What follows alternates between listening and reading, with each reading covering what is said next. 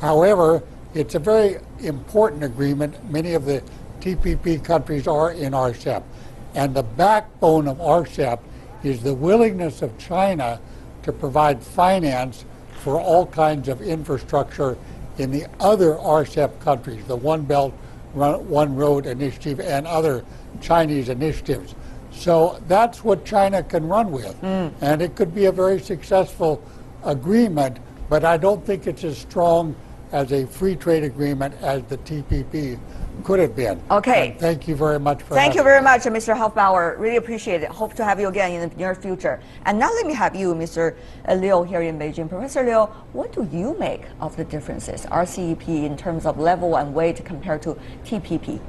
Well, RCEP is a free trade agreement per se.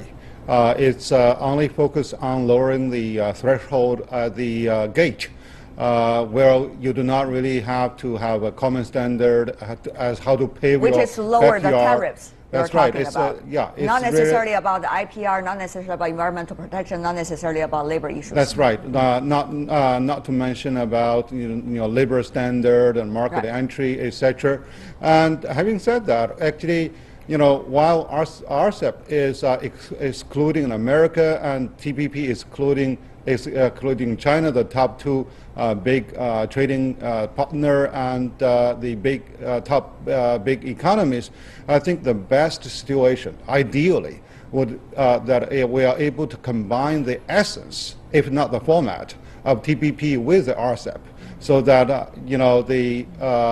both of those economies can be included, and both can really contribute to the further integration and collaboration instead of playing a zero-sum game. Mr. Lester, is that possible?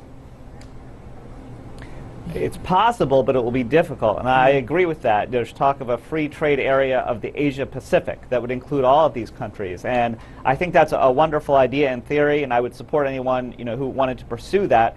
But when you bring in that many countries with so many diverse views, if you have the U.S., China, and India all in there, it becomes very difficult. You run the risk of spending 5 or 7 years talking about these things and never reaching an agreement. But nevertheless, if people decide that that's the best approach to all of this, if the Trump administration would get on board with this, which may be unlikely, I would definitely support that effort, but it will be a challenge. I want to follow up by asking you, Mr. Lester, because you are originally from the U.S., so TPP, at the very beginning at least, had been perceived as an economic aspect of the overall U.S.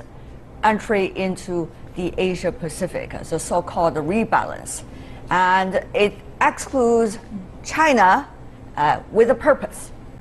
And now, if President-elect Trump scrap off TPP, what kind of message do you think, in terms even of U.S.-China relations, that is likely to send? As complicated as U.S. trade policy is, and as hard as it is for us to figure out what a Trump administration might do, I think foreign policy is even more difficult. So President Obama made the pivot to Asia a centerpiece of his foreign policy, this rebalancing, going from the Middle East and shifting to Asia because this was going to be the Asian century. We don't know a lot about what the Trump administration, the Trump people think about this issue. They've talked a lot about the Middle East and interventions that we may do there. They haven't said much about what approach to Asian policy would be. Now, my sense is they'll similarly to President Obama, they will want to constrain China in some general way, but they haven't put forward any specific proposals for how they might do that. And some people would say, well, the TPP was part of that. Well, if the Trump administration pulls out of the TPP, what would they do instead? And I don't think we have any insights on that, but presumably something. Maybe they will realize that TPP is the perfect vehicle to do that. It might take them a few months or a year to get to that point. I see. Ms. Lim, you are more a geopolitical scholar, particularly on the issue of Korean Peninsula.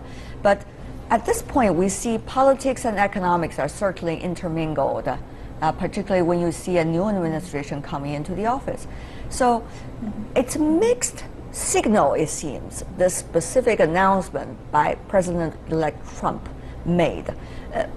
From your perspective, How much is it related to geopolitics? How much is it related to the trade mechanism do you think he's likely to build? Or how much does it have to do with the so-called learning curve?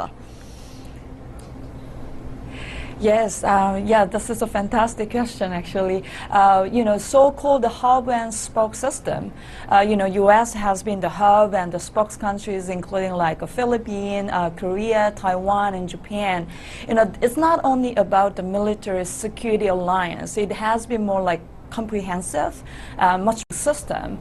Of course, I do hear the concerned voices from American side. This huge deficit, trade deficit, is not sustainable anymore. I do see that rationales, but at the same time, that purchasing power has been leading all the system until today. So if the U.S. is in some ways, shrinking or withdrawing that the kind of economic/political leverage over the region, it might necessarily again the influence to the security issues as well. So that's again the major concern of South Korea, probably of Japan as well.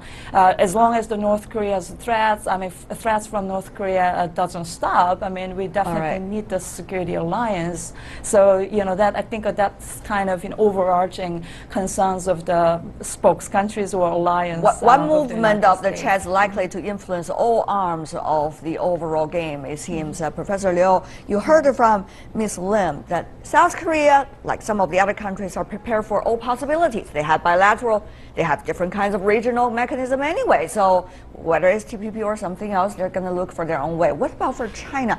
Is RCEP really the solution? FTAAP, as Mr. Lester just mentioned, how far is it from the horizon? Is China this golden opportunity? Some say a zero-sum game, you said it's not, but people would look at China and say, your time to be the leadership.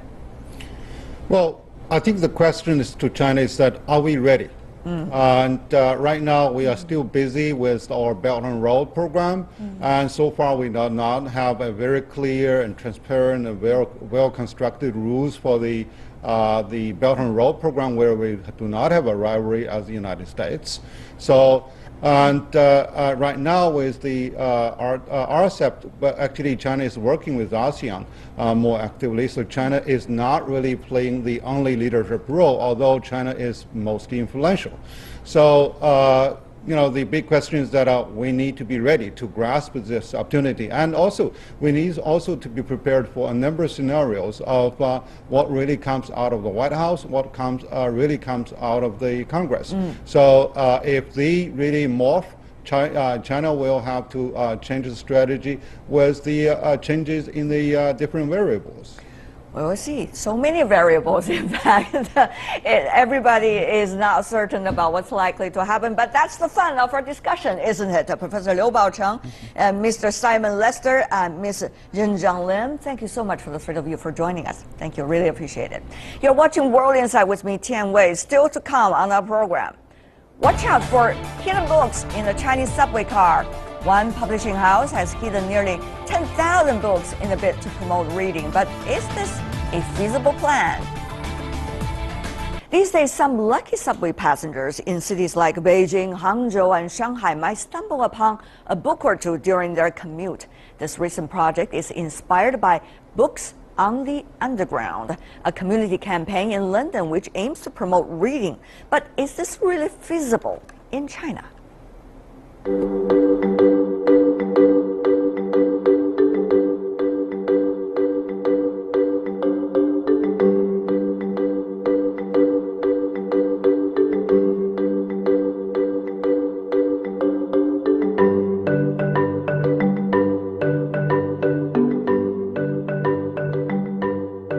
Inspired by this, one publishing firm replicated it in China.